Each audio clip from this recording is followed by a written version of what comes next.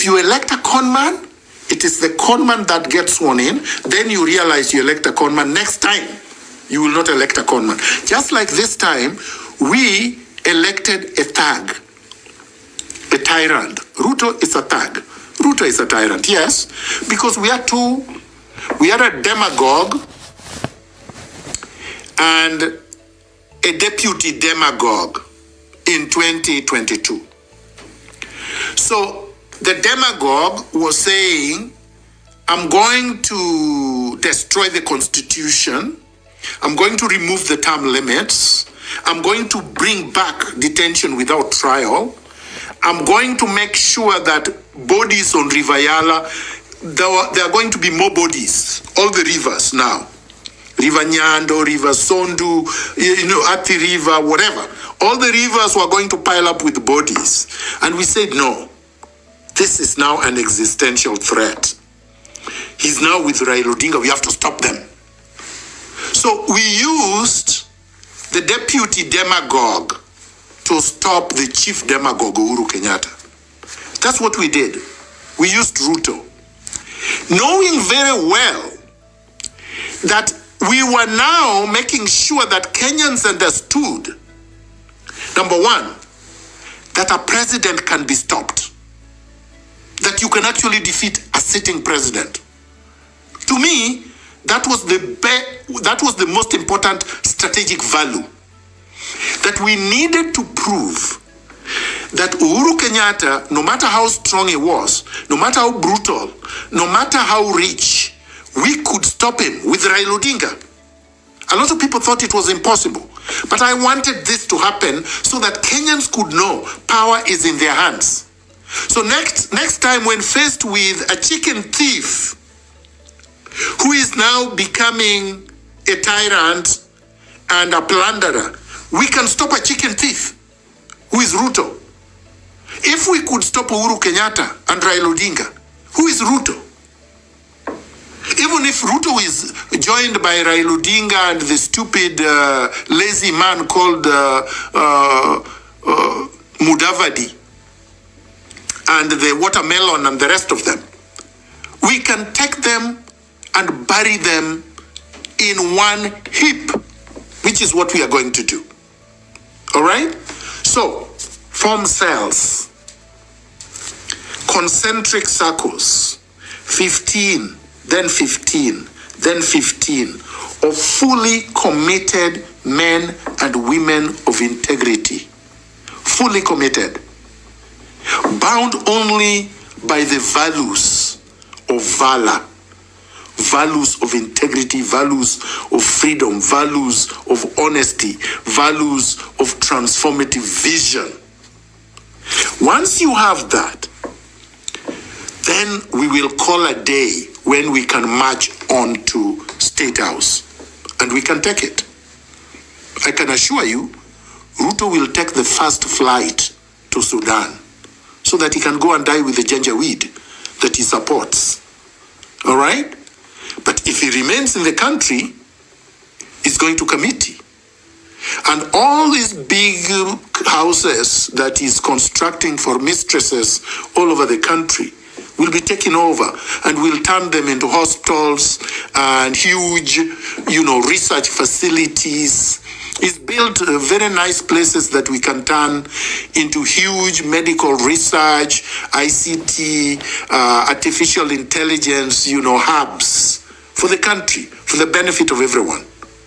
We can turn them into huge factories, the farms that he has dotted all over the country, together with the Uhurus. Some of them will be malls, like the Taj Mahal that he has built in Washungishu. That would be a tourist attraction. We turn it over to the Ministry of Tourism and is run properly and earns the country revenue. So this is the way. There will be expropriation without compensation of public land they have stolen. We must expropriate all public wealth that these people have taken. All the banks they are starting, all the hotels they have opened, these are all public. These are all public property. which we must take back, and then run them efficiently with integrity to earn public wealth. And then we will turn the cities into modern, well-managed cities of the world, just like I told them in 2017. Nairobi needs a subway system. That's the only way to deal with transport. And Mombasa, and Kisumu, and Nakuru, and Eldoret, and all the cities. There is no city in the world that does not have the majority of its commuters underground. If you don't have that, you're not a city. You're a village. You're a banana republic. Okay? So we want to do this. Tanzania is doing it. They have trams, they have streetcars that are modern. The Dar es Salaam International Airport now is better than Kenya 10 times. And they have done it in the last 15 years. Magufuli did a great job before the Americans took him out. It doesn't matter if they take you out as long as you leave a mark. What you leave behind is a legacy. Just like Sankara left a legacy. Revolutionaries don't die as long as you have left a legacy. We are talking of Lumumba. We don't talk of Mobutu, who was there for 35 years, 40 years. Lumumba was not even there for 2 years, but we still talk about Lumumba.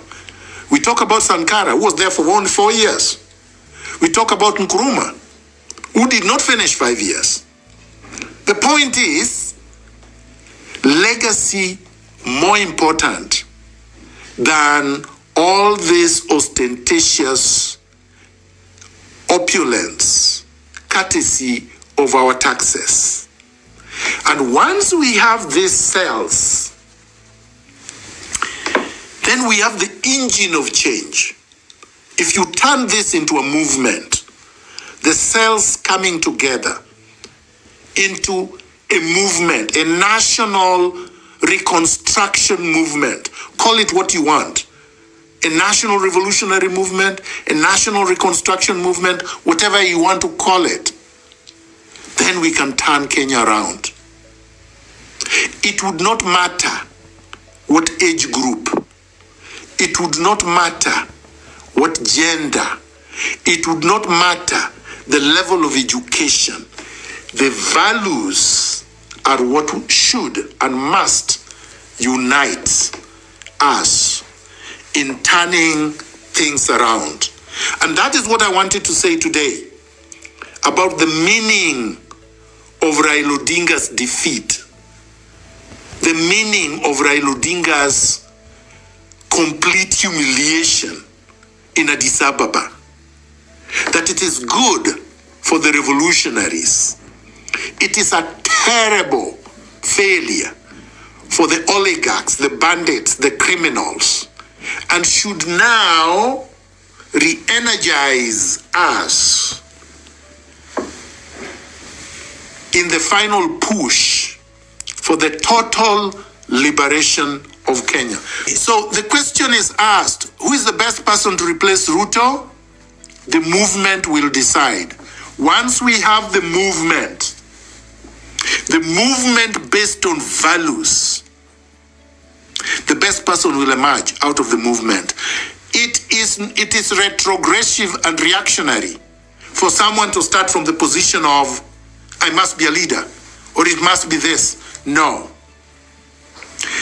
There are thousands of Kenyans who are capable, but we have not created the conducive conditions for them to emerge to the leadership position. Just like in Senegal, you didn't know the current president would be president, and nobody knew what kind of president he would become. But I can assure you, there will, in the next epoch, after our revolution, no tin God, no pictures of people hanged in offices and business places. It's primitive. You hang your parents' pictures, your loved ones, and your heroes. You choose who those heroes are. The state should not choose that for you. So this low self-esteem character, behavior, of hanging your pictures all over thinking that you are a semi-god, that will be a thing of the past. I can say that with confidence. Because that's not how proper societies are governed.